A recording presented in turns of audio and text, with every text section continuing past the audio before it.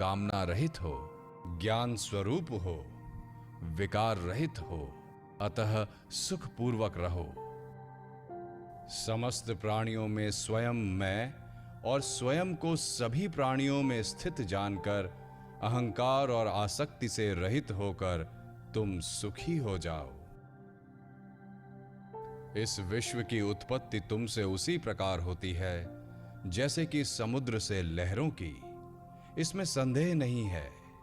तुम चैतन्य स्वरूप हो, अतः चिंता रहित हो जाओ। हे प्रिय, इस अनुभव पर निष्ठा रखो, इस पर श्रद्धा रखो।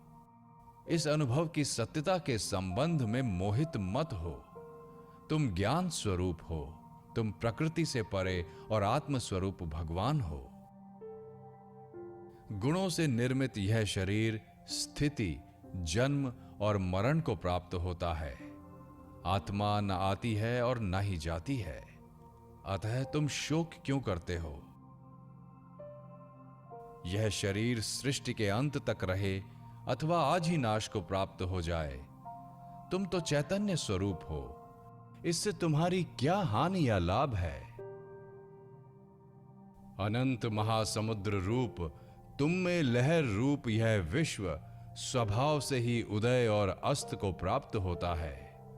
इसमें तुम्हारी क्या वृद्धि या क्षति है? हे प्रिय, तुम केवल चैतन्य रूप हो और यह विश्व तुमसे अलग नहीं है। अतः किसी की किसी से श्रेष्ठता या निम्नता की कल्पना किस प्रकार की जा सकती है? इस अव्यय, शांत, चैतन्य निर्मल आकाश में तुम अकेले ही हो। अतः तुम में जन्म, कर्म और अहंकार की कल्पना किस प्रकार की जा सकती है? तुम एक होते हुए भी अनेक रूप में प्रतिबिंबित दिखाई देते हो। क्या स्वर्ण कंगन बाजूबंद और पायल से अलग दिखाई देता है?